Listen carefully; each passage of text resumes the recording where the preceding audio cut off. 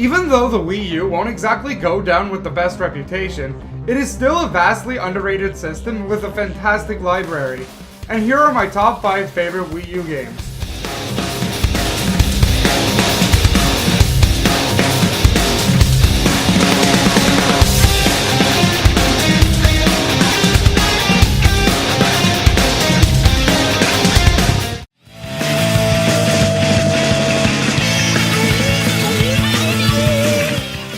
Dishonorable mention. Okay, so despite me saying that the Wii U has an amazing library, I won't deny it has its fair share of bad games. Whether they are rushed, phoned in, or just boring in every possible way, there are a ton of games that exist on this platform that just aren't good. But here's the thing about me. When a game looks bad, I don't play it. I know, crazy, right? So yeah, I would say I've done an excellent job avoiding the crap on this system, but I am not perfect. There's one game I played that is just hands down not good. I wouldn't say the reputation for Star Fox Zero is bad, more so polarizing. But as you can probably tell, I'm on the side of the spectrum that dislikes this game. The thing is, I've only really heard 2 big issues why people dislike it. The first is that the controls are bad, and the second is that it's a boring rehash of Star Fox 64, which is a rehash of Star Fox SNES. And with the 3DS port of Star Fox 64, Star Fox Zero is technically the 4th game in the series that is the exact same game. Yet here's the weird part. While both of those complaints are fair and would understandably hinder a game's entertainment value, they also don't apply to me. You see, I played Zero with the 2-player co-op mode, so the controls were just fine. A bit finicky at points, and it was kind of hard to communicate at sometimes, but they weren't exactly game-breaking. And I've never played Star Fox 64 and it's 30,000 copycats. So the lazy rehash was not an issue for me. So why didn't I like it then? Well, at the end of the day, the game was just blah. I mean, like, the level design was just fine, I guess, but it was pretty much just your standard jungle, desert, ice, etc. Yeah, you can tell Miyamoto's fingerprints were all over this game. And just, I'm not a big fan of on-rails games unless it has insane amounts of action and enemies flying at you. And this just felt dry. I don't know, maybe it's just the genre. One of these days I'll play Star Fox 64 and get back to you. And Max, if you're listening to this, buddy, I am so sorry for making you play this game with me. Number 5. I kind of have this weird stance on multiplayer gaming. I consider most people to be the opposite of me, where they find themselves investing more time into multiplayer games rather than single player, but not for me. Oftentimes I buy multiplayer games expecting it to take a good chunk of my time, and while this does prove to be the case, here's where the strange thing happens. I often find myself getting bored of a game in a very short time span. Multiplayer games only really last me like 2 weeks before I never want to play it ever again, but not in the case of Mario Kart 8. Mario Kart 8 is a game I still play to this day.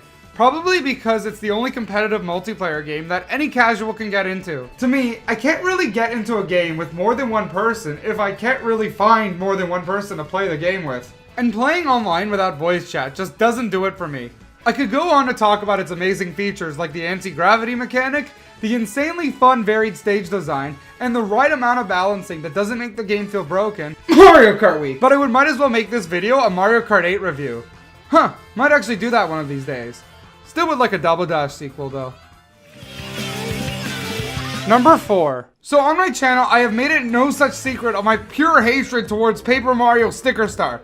Seriously, if I could round out all the copies and burn it, I totally would. The game needs to be taken out of existence. Anyway, back in my 3DS countdown a year and a half ago, I spoke about how I would be able to see past the flawed battle mechanics and the lack of story if the game had charm, which it didn't at all. But that's where Paper Mario Color Splash comes in. I did not expect to like this game. In fact, when it was done, I was shocked when I realized how much I enjoyed it. When the game was first announced, I could honestly understand that change.org petition to cancel it, but as it came closer and closer to release, I saw more and more that I liked and ended up buying it and really enjoying it. Even though the game did feel like Sticker Star, it was a fixed Sticker Star. Literally all the problems its predecessor had was fixed. He had an experience system, a psychic that isn't annoying as hell, and a battle system that is somewhat fun. Yeah, I know lots hate on the battle link for how many steps you need to take, but you can really cut it down in the options menu to make it not that big of a deal. And I like the item management system this time around.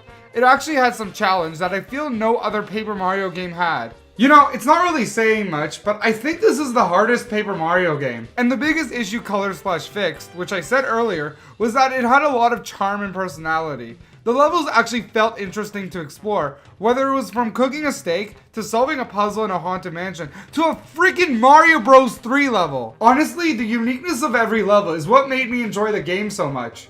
Whenever I'd finish a level, I was immediately excited to see what was next. And while not every level was perfect, the anticipation to see what came after made me want to get through it. And isn't motivation the most important thing about gaming?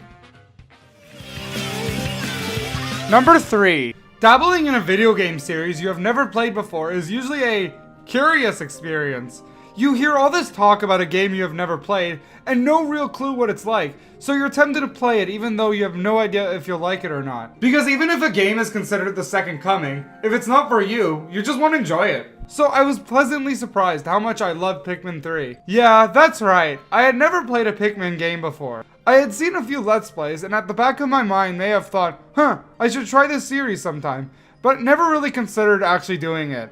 But when Pikmin 3 came out, I was tired of seeing my Wii U collect dust, so I decided it was the right time to give this series a chance. And Pikmin 3 ended up becoming the best time I've had playing a game from a series that I'd never played before. I love the way you can multitask, I love the new kinds of Pikmin, and most importantly, I loved the environment. While there are very few of these worlds, Nintendo took a less is more approach, and as a result, each world was gigantic, and I was dying to see what's in them. To me, the Pikmin were just a tool I used to explore the worlds, but a very fun tool nonetheless.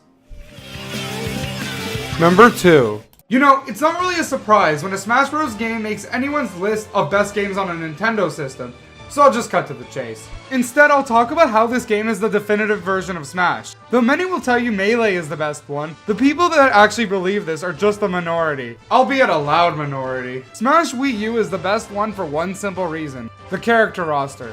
You have 48 characters to start, 51 if you include the Mii Fighters, and 7 DLC ones. That's nearly 60 characters versus Melee's 25. So does that mean that every Smash Bros. Game is better than the previous because it added more characters? Nah. For example, Brawl is inferior to Melee due to its engine. Melee has its absurd speed, while Brawl has its absurdness. Brawl's slowness and floatiness just made it an unfun game to play. This is another reason what makes Smash Wii U so great. While Melee speed makes the game fun, let's be honest, it's also kind of janky, allowing only really the hardcore gamers to make the best use of it. It's actually understandable why some prefer Melee. It's actually the better game if you're into the competitive stuff. But for people like me, Smash 4 is where it's at. It gets rid of Brawl's turtle-like pacing, making it an actual fun game to play, while still being accessible due to not being too fast either. Smash Bros. Kind of has Goldilocks syndrome. Brawl is too slow, Melee is too fast, but Smash 4 is just right. Before we get to the number 1, here's some honorable mentions. The Legend of Zelda Wind Waker HD. If I considered this a proper Wii U game, it would for sure be in this countdown. But since it's just a simple remaster, I don't want to take the spotlight away from the games made for the system. Super Mario Maker. Even though I'm not really into 2D platformers, I had a blast making levels and playing other people's. There's some really creative ones out there. Super Mario 3D World. I honestly think this game is a tad underrated. It may have not have the same caliber of spectacle as most other 3D Marios, but it is just simply fun. Number 1. Open world games are a rising trend in video games these days. They are massive worlds you can explore and do whatever you want in it. The freedom is appealing to many players, including myself. When Breath of the Wild was first revealed, many were ecstatic that Nintendo themselves were finally beginning to dabble in this genre, but they also didn't realize that Nintendo had actually already done that with Xenoblade Chronicles X. X is a game you either like or hate. Many say it's inferior to the original, which I am inclined to agree. But do I think it pales in comparison to Xenoblade 1?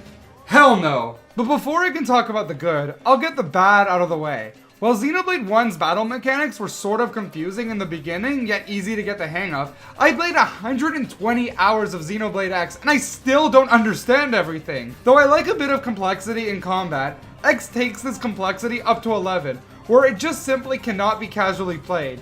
Xenoblade 1 might be a long-ass game, but you can maintain that casual attitude throughout most of it. X, let me put it this way, it has an option in the menu that takes you directly to the instruction manual. Like geez, overload your games with ideas much, Monolith? However, the main issue with X is its story, which is somewhat lacking.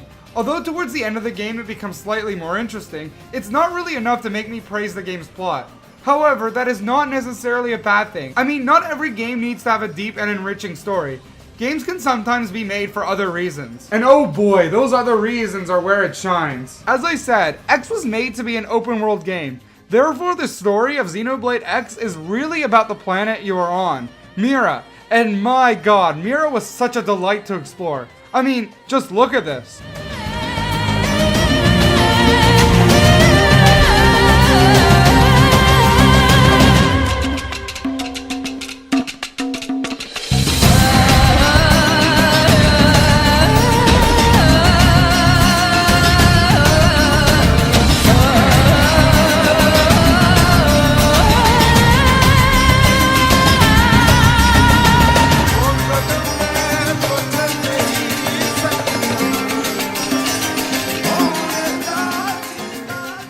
Xenoblade X is a massive, beautiful game with a lot to do to encourage you to experience the scope of its world. What kept me going and excited wasn't to see what happens to Elma and her crew, but what the world has to offer. So far, Xenoblade X is the only game I've played to make me feel like I'm on a living, breathing world. Planet Mira was the main character of the game, really, and that's where this game shines.